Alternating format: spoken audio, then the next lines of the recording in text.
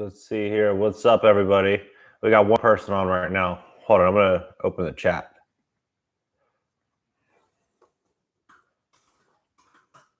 Two people. I haven't been on this channel in a few weeks. I'm going to be posting here every single day. So every day you're going to see me here posting pretty much everything about real estate, personal finance. I'm in the process right now of relocating, moving, buying another property. And what's up, Juan? I just sold my LA property last week. So we just closed escrow on the LA property last week. I feel like that market is about to get really hit under the rule of Gavin Newsom. Gavin Newsom right now is on a rampage, and I don't see that stopping anytime soon. But it's a shame. I mean, I love LA. I loved it before this shutdown. But what are you gonna do? What are you gonna do? Like, this eviction moratorium, what's happening right now is sheer insanity. And I think that a lot of people don't understand the true scope of how big this problem is. You know, before I get into that, someone says we're recalling Newsom. I mean, I hope to God that that does happen. I mean, I've probably had 5 or 6 million views on my YouTube videos exclusively about Gavin Newsom, but he signed something into law.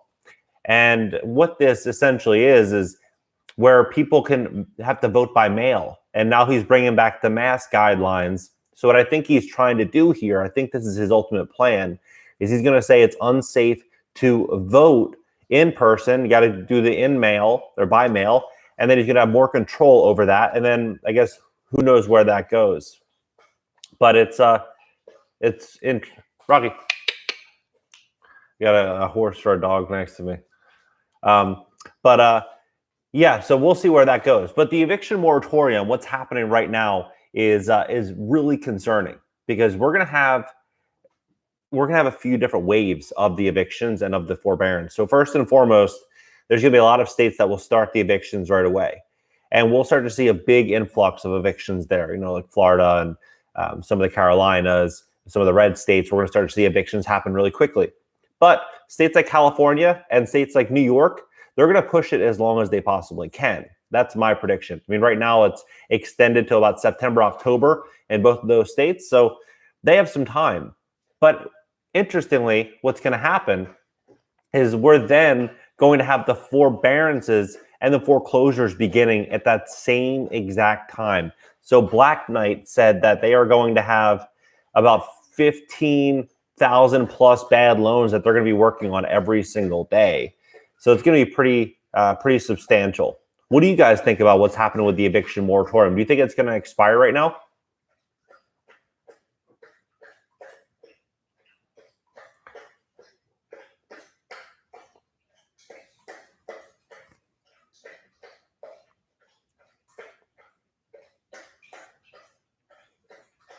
Yeah, I'm curious what you guys think about this eviction moratorium. Drop your comments in here, in this chat right here. Do you think that they're going to try to extend it last second, or do you think that they are going to? I'm going to check right now to see if they have extended it. Let's see here.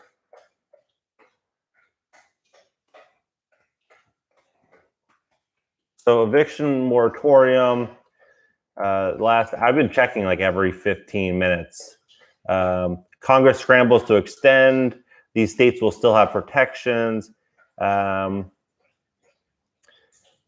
As of right now, it's still, we'll see what happens, I guess, tonight. But as of right now, the eviction moratorium is set to expire tonight. So we're going to start to see a ton of people. They're going to keep it going. All landlords will end up losing everything. So there's a couple reasons why I'm kind of on the fence. I was a firm believer that they were going to extend it for another year.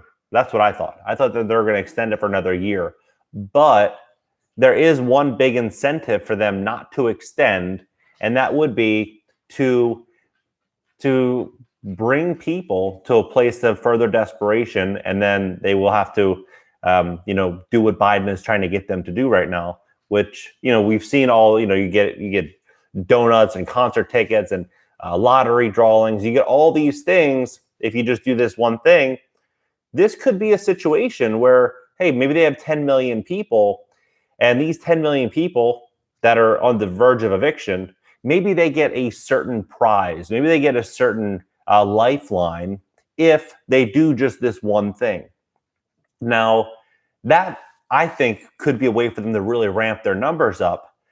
So, I mean, Biden's already saying that he would be open to closing things down again. So imagine how much control they would have. I think they would expedite their power if they shut things down. They push people into financial hardship, closing businesses. They close these businesses down. Businesses are closed, income's closed, the unemployment's running out, evictions are happening, people become really desperate, and then those, little handouts seem a lot more attractive. Right now, it's pretty hard to entice people with free burgers and fries like they're doing in New York and lottery tickets when people aren't really working. They don't need to work. They're sitting home watching Netflix and enjoying themselves. And so where's the incentive? Where's the incentive for them to take action? So that's my thought. So I kind of reversed course. Yesterday, I'm like, my whole thought, even last 6 months, was, oh, they're going to extend this for like 18 months more. Like this is going to be end of 2022, maybe early 2023. That's what I thought. But then I'm wondering what they do to boost those numbers. Because if you look at how motivated they are right now, sending people through neighborhoods, really, really getting like celebrities and people to do. My friend just texted me and said, look at this. He said, just found out, I don't know if you can read it, just found out in Puerto Rico that the baby, I don't know who he is, it's some rapper, is doing a concert only if they do this one thing. So that's what I think is very likely, is that they use this as a way to gain a lot of power and control. And if they keep extending it and they keep giving out all this free money, how do they really turn people towards them and open the eyes of the people that are, closed to any type of a alternative solution, which could be this. So that's kind of where I'm thinking. That's kind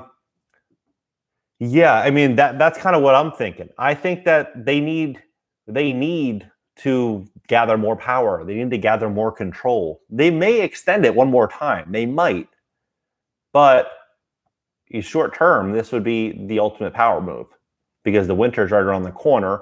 The evictions wouldn't start for another 3 months, 2-3 months probably. I think they said like 3.6 million people would be evicted the first 60 days, which would take us almost until like September, October-ish. Things are going to start getting pretty cold in a lot of these states. Things start getting cold. People start getting scared. People start needing a lifeline. Then big brothers, they're like, hey, I can write you a check. I can take care of you. I can do this for you. And that would be the move right as winter's happening. But I mean, it sounds kind of, it sounds crazy. I feel like we're all living in like some twilight zone because the last 18 months have been sheerly just pretty crazy, honestly. People thought that 2020 was bad. And I personally think that 2020 was just a light warm up. 2021 is bridging us to the future. And 2022, 2023 is going to get insane. I don't think we're anywhere close to out of the woods. A lot of my friends, some of them have done very, very well, like very well financially. And I'll talk to them about, where I think things are going and what I think of things. And they think that I'm crazy. They're like, oh, that's nuts. That's not happening. And as time progresses, they're like more and more open-minded to my way of thought. And, I bet my one friend, all you can eat sushi at this restaurant in Miami, which is not an inexpensive restaurant by any means. I'm like, all you can eat if I'm wrong. And, he basically bet that, oh, we're never going to have any more closures again. It's never going to happen. Masks aren't coming back, blah, blah, blah, blah, blah. And then I said, okay, we'll bet all you can eat. We're literally talking in an Uber on the way to this restaurant. We'll bet all you can eat sushi here if we don't have what I'm saying happen by October. And he said, fine. Well, right now he's traveling, and I sent him a screenshot on Instagram. And I'm like, oh, look, Biden's open to more closures. Oh, look, mask mandate. He's like, oh, laugh out loud. Because these people don't want to see, unfortunately, I think, where things are really going. And where things are really going is not going to be anything like where things have been. America, we've really taken a big change, a really big turn, really. Because if you think about traditional Americans like 20, 30, 40 years ago, really, really hard working. A lot of people, even especially here on this channel, like, you guys are into real estate, investing, making something of yourself. But most people now are just looking for a free handout. And that's a completely different outlook than what was true 15, 20 years ago. They're trying to really kill that entrepreneurial mindset of really going out there and getting something done, building out some security, financial security for yourself and your family.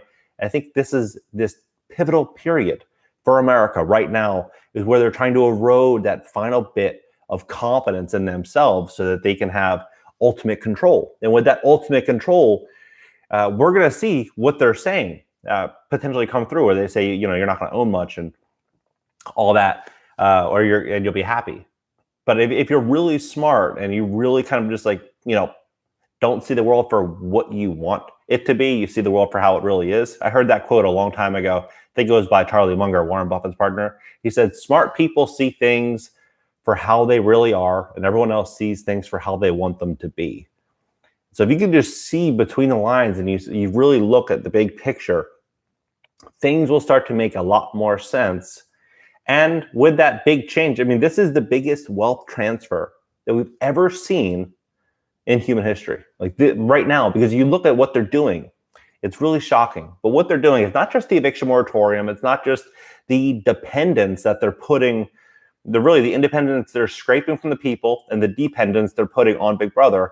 But what they're really doing that's truly startling is that they're going to begin rolling out so many new jobs in the name of safety that are going to be through AI and robotics and big tech. Like if you look online and you really start to see what they're doing, like McDonald's, a lot of these drive-throughs, they're bringing out robotics and AI simply to alleviate all these jobs. We've all seen on TikTok, they're getting rid of the cashiers at like Walmart and things like that because $15 an hour, it's not worth it.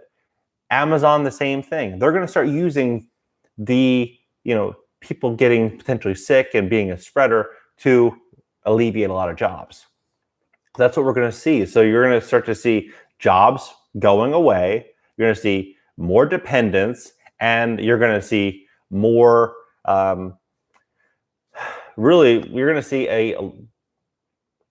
the value, basically, our quality of life start going down in America, where people are, they don't have the same means as they once did. Before, you could have a beautiful white picket fence house, 3-bedroom, cottage, and you were working at a glass factory or working at a box factory. But what we're seeing is this inflation, and now we're just seeing this big transformation, and I think it's going to strip a lot of people away from what we've had in the past.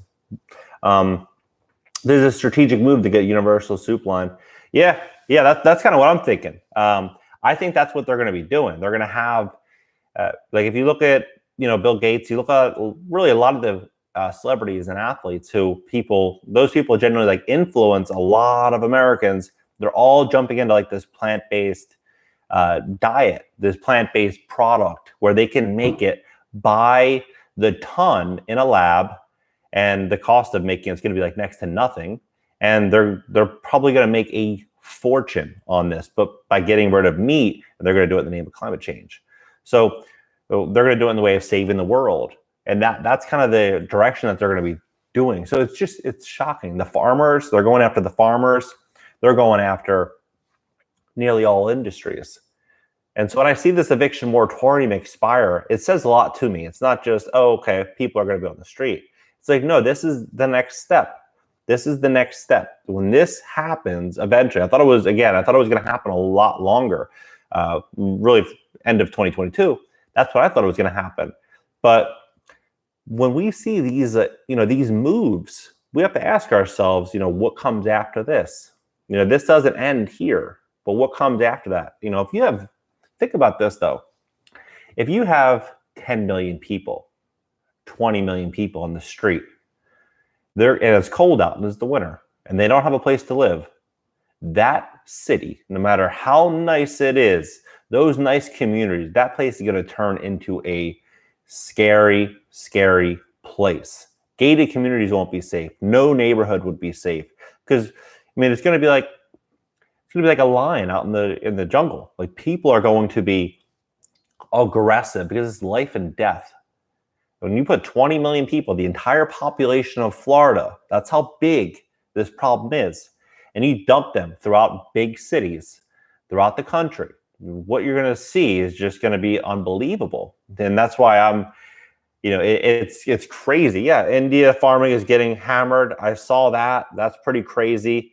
Yeah, it's really, really fascinating right now. But I'm curious as to where you guys see this going the next 6 months or 12 months, where this all ends up. Newsom passed a law, basically I was covering that. SB 1079 in California says that Newsom and nonprofits, basically him and his cronies, get first dibs of all foreclosures. So let me put this into perspective. Let's say you are a real estate investor in California, come across a really good deal. It's $1 million house, you find it for $500,000. Well, you buy it for $500,000, but then you give the state 30 days to match your bid. 30 days to match your bid. So you're basically out there just busting your butt to find good deals to turn over to the state. And that's what they're doing. They're saying that they're doing this because this helps the state of California avoid a situation like 2008 where the big corporations came in and bought property. So essentially what they did is they said, hey, why do we have to compete with these corporations? We can just be the corporation. We can set up all the rules, and we can then use all the taxpayer money because, we have some of the highest taxes in the country. We'll use all this taxpayer money, all the money from Congress that we're getting from all these infrastructure packages. We'll use all that money. We'll buy up everybody's property that's in distress because, hey, we put them in distress. We'll buy up all their properties. We'll have all state-funded property. And then people can live here for quote-unquote free if they vote a certain way, do a certain thing, and behave a certain way. And they basically turn California into a welfare state. So that's what they're essentially trying to do there. It's pretty sick. It's really a disgusting situation. Newsom is not a dumb guy. He's a smart guy, but he's not using his intelligence to the benefit of the people. He's using it as the biggest power grab of, I believe, of any governor. Him and Cuomo are battling. They're battling back and forth as to who's going to be more powerful. But it looks like Newsom, I think, is going to be. Because what happens with Newsom and what really differentiates him from Cuomo is the border. He essentially is the gatekeeper from South America and America. So he can ease up things. He can do whatever he wants. He's already issuing stimulus and payments to people that aren't citizens here. He's doing all these things, helping all these people that aren't citizens here, but yet he's not helping the tenants that he says that he's going to pay all the rent. So he makes all these false promises to all these people. Meanwhile, he just furthers his agenda day by day. So it's Meet Kevin might be the new governor. I like Meet Kevin. I think he's a really smart guy, a really bright guy. Yeah, but what I'm afraid of, and this has nothing to do with Meet Kevin or any of these, there's 20 or 30 people running. But what I'm afraid of is that no matter who gets in office, if Newsom does leave, that there would only be so much change and so much room that that new person could move in. Because you think about it, do you think that one individual, one human, is going to reshape the entire way that the world's moving? Look at the entire world. Think one person is going to be able to change that? I'm not so sure. I mean, if things were operating how they should be operating, yeah, you could change. But I don't think that they're going to just allow one person to go in there and just open everything back up, let businesses go zero income tax, do all these things, and just keep the economy thriving. I don't know. It doesn't seem like it is a realistic situation. I think it's going to be more of a situation where they're probably just going to bring somebody else in that's going to operate how they want if Newsom does, in fact, leave. So we'll kind of see where that goes. I hope somebody gets in there and really reshapes that state, because I personally think California is one of the most beautiful states in the country, or it was, because the great weather, you could go surfing and snowboarding the same day, a ton of job opportunities, beautiful real estate. There's so much going on in California. And that I pretty much learned everything I know about real estate there. All my contacts, basically everything that I am now is a product of California from like 2008 to, when I left a little while ago. But now it's like, it's a nightmare. Like, you try getting a tenant in California, seriously, before the eviction moratorium, and that tenant stops paying you, or you have an issue, you're in big trouble. Because what happens is these tenant groups will represent the tenant for free. BOSTA, public counsel, these attorney groups represent, and they're state funded. They represent the tenant groups or the tenant for free. Then the landlord is viewed as some greedy, capitalistic, like Mr. Burns from The Simpsons type guy in court, and the landlord's paying $300 an hour or more to defend his position. And at the end, the landlord's probably going to spend $20,000 to get the tenant out. And the tenant doesn't matter to the tenant, because the tenant is saying, hey, I'm going to go to court with the mindset that, hey, give me $10,000 and I'll move. And then the attorney says, okay, for $10,000, so-and-so will move out of the property, even though the tenant defaulted on their part of the deal. And in many cases, it makes sense for the landlord just to pay it, because they don't know what will happen in court. They can go to court and the judge may say, okay, we're going to give them 90 days to move out. And by that time, you already spent 2-3 months in that legal battle. Then they get another 2-3 months. You spend all the attorney fees, plus you lost 6 months of rent. So they're setting it up in a way to where it's just like landlords basically just have to bow down in many cases and just write a fat check. And now when you have all these people in California that believe that they shouldn't have to pay, or really they don't have to pay rent right now, think about how backed up that court system is going to be. If there's 144,000 people in Florida that are a threat of eviction, and California is twice the size, and the mindset is much more left, where they feel like maybe they shouldn't have to pay, I can only imagine how many people would have to be in front of a judge. And there's only so many judges in California. There's only so many court cases, and eviction is not going to be the first thing that's going to see the judge. It's going to be domestic violence. It's going to be like the really big cases first, and then you're going to start peppering in a lot more of the eviction cases. So you might have a tenant, even if you can evict them starting October, they might not see a judge for 18 months. So you think about 18 months, and if they haven't been paying for the last year at $2,000 a month plus attorney's fees, you could be out $50,000 or $60,000 on one apartment. Now, if you have 3 or 4 or 5 tenants like that, it makes a hell of a lot more sense for you just to knock on the door and say, hey, here's $20,000. How about we just call it a day? That's what I would do. Anyone that's not paying, I would say, hey, here's 20 grand, here's 15 grand. I'd want to make the deal now, because I think Newsom's going to probably extend it. And I think it's just going to get worse and worse and worse for landlords in California. That's why I sold that property last week. Sold it on Wednesday last week. It's an unfortunate situation. I kind of think that people like DeSantis and Abbott and a lot of these other politicians that have a certain stance, which is more, freedom and conservative and pro-business, I wonder how their tone is going to change over the next, let's say, 6 months, a year. Because we all heard what DeSantis recently said a couple of days ago at a press conference. Super concerning, really concerning. He seemed more like Homo. That's how he was talking about everything. So if he starts changing that direction, and then he starts continuing to, basically, if he continues going down that road, you might have a lot of people in Florida that try to take advantage of the system. You might have a lot of investors that may leave. You may have a lot of confidence that leaves. And the property values here are insane. I mean, you look at a lot of these hot markets, we've seen prices go up 20, 30% in the last 12 months.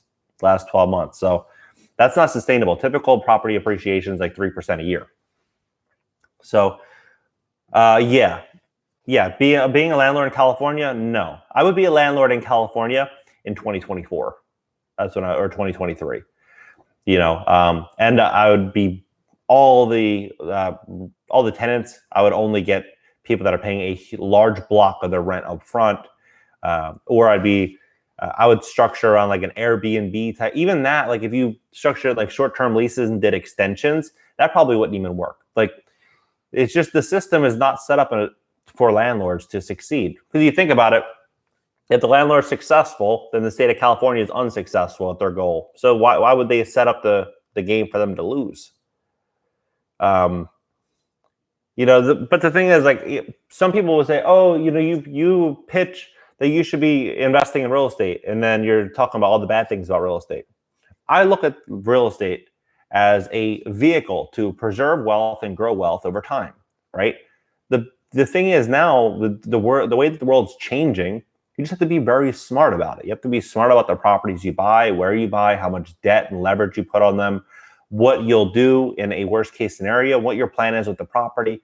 But if you don't do it, it's like that scene from the Facebook movie where what's his name? His shares got diluted down. Zuckerberg's didn't. Sean Parker's didn't. The other twins didn't. Peter Thiel, none of their shares got diluted, but the other guys did. And they diluted it to like 0.03%. Well, what do you think will happen when the price of goods, services, and products goes up and Biden continues printing money over the next 1 to 2 years? What we'll likely see is higher housing costs, and the people that are going to win that are going to be the property owners. So the key is going to be buying really, really good properties at a really good price, and that will probably come very soon. But just being really smart about it, like really, really smart about it. If you're not, then you could end up taking a real big beating, which I think a lot of landlords are going to do in New York and California coming soon. I plan to invest in other rental property here in Florida if prices take a dive. Yeah, I was reading a statement from Michael Burry saying he believes the best asset to own during an upcoming depression is land with a natural water source, large blocks of land. And that does make a lot of sense, owning a large block of land with a natural water source. I had an offer on a property in Florida, about 440 acres. Or no, I think it was 800 acres. It was large, but the problem was that a majority of it was considered the wetlands of Florida, and the state had an easement on the property where they could access through your property to access their land. It was a nightmare. I ended up not buying it, but I am looking at land. I'm looking at investing in a property that's going to have a natural water source, that will have a large block of land and hold value. Because right now you can still borrow money. You can borrow money very, very inexpensively. 2.75% I was quoted on a mortgage, 30-year fixed rate mortgage yesterday, 2.75%.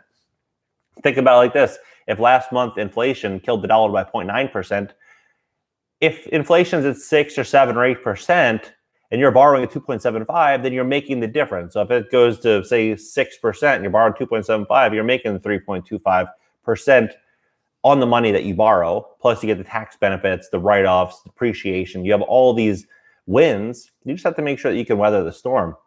Yeah, thanks, Jay. Yeah, please smash that like button. Also, consider subscribing to this channel. This is my second channel, but I'm going to be posting here every single day.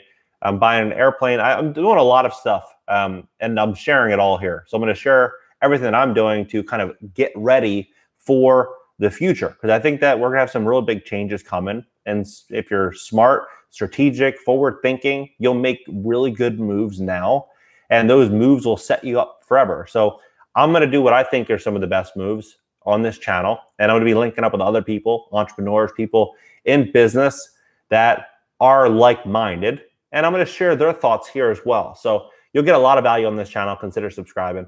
And let's see, I'm going to read a couple more comments. Killing capitalism. Yeah, that's what it seems like they're trying to do. Kill capitalism, except for the 0.01%. Not the 1%. People think that it's the guy in the Bentley that is, that's taking advantage. The guy that is really winning is the guy you'll never see on the street. He's going to be the one that's, sitting on Park Avenue in a $50 million penthouse, only going by a limousine that no one knows what he looks like. Like, that's the real decision maker. The guy with the Bentley Continental that's worth 200 grand he's like a modern day peasant compared to the real decision makers. So it's really going to be just I believe it's only going to be a few thousand people in America that are going to really, really benefit. Maybe 10 or 20 or 30,000 people in America that are going to really benefit. and the rest, the other 320 million, 325 million, are going to be in a position. The position is, are they going to tolerate it, or are they going to basically bend and lose everything? And that's kind of, unfortunately, where I see this going, this current chain of events that's about to unfold. It's really, really just crazy. Let's see here. I still haven't been able to hear anything about DeSantis changing his mind about anything. Please. Basically, he went very, very, this is about the DeSantis statement. He went very pro the you-know-what on his last statement, pushing it harder than I've ever heard Newsom push it, harder than I've ever heard DeSantis pushing it, or Cuomo pushing it, minus that last thing he said about going with the cars to the houses. Like DeSantis really changed his tune with it. And now there's some places that are bringing back the new mandates, doing that again in Miami. Some other places they're starting to push it back again. So it looks to me like Florida is not going to be immune. Unfortunately, I'm in Florida right now. I'm doing this video in Florida. I came here because I thought, hey, Florida's going to be a hell of a lot better than almost everywhere else. We get to live a normal life, go out to restaurants. I have an 18-month-old kid. There's no way when he turns 2, I'm going to throw one of those things on him. So I'm like, I'm just going to go to Florida and I'll work from here and sell that the LA house and do that. Unfortunately, I hate to say it, but I don't think Florida is going to be the place. Yeah, I don't think Florida can be the place. What do you mean, Falcon?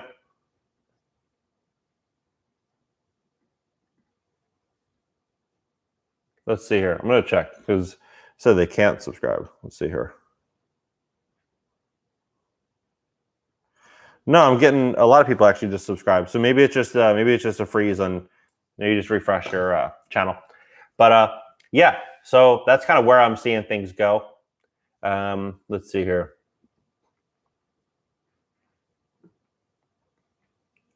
But I'm launching a company in the. Yeah, but what they do is the gaslighting. They say one thing and then they say something else. Next day they say something else. Say this. I'm not saying that's what he's doing, but I'm kind of saying that's what he's doing. He said what he said last week is unlike anything I've ever heard him say before. And then today he goes back, and yesterday goes back saying the same stuff that he was saying before.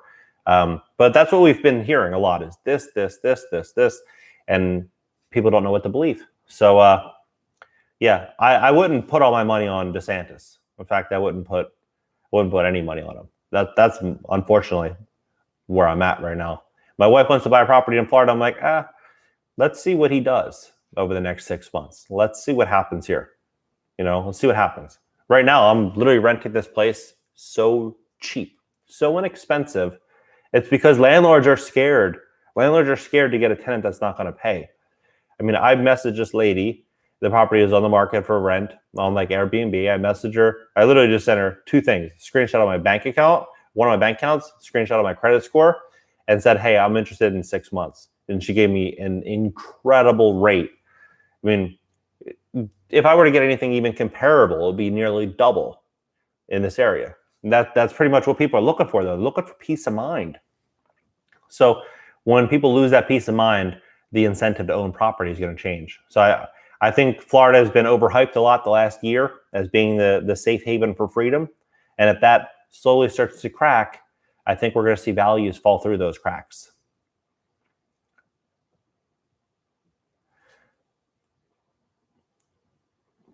It won't let you get on notification. Try to refresh again. That's interesting.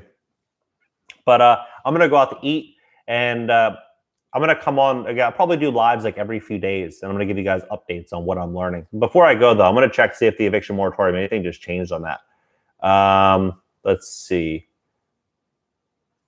So far, nothing. It's expiring. That's what they're saying. Yep, it's set to expire. We'll see if anything changes. If anything changes there last second, then that's what will happen.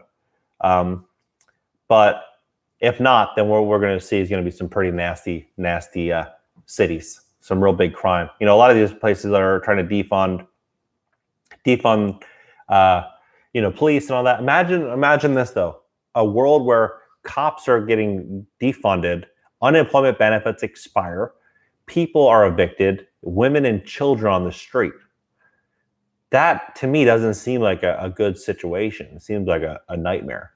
And that seems to be what the mainstream media is saying is going to be our future very soon. So if that does happen, I'd be careful in those big cities. I'd be real careful in those big cities. But I'm gonna come back live. I'm gonna come back live here probably tomorrow, the next day. So subscribe. I'm gonna post a lot here, and I'll see you guys in the next live.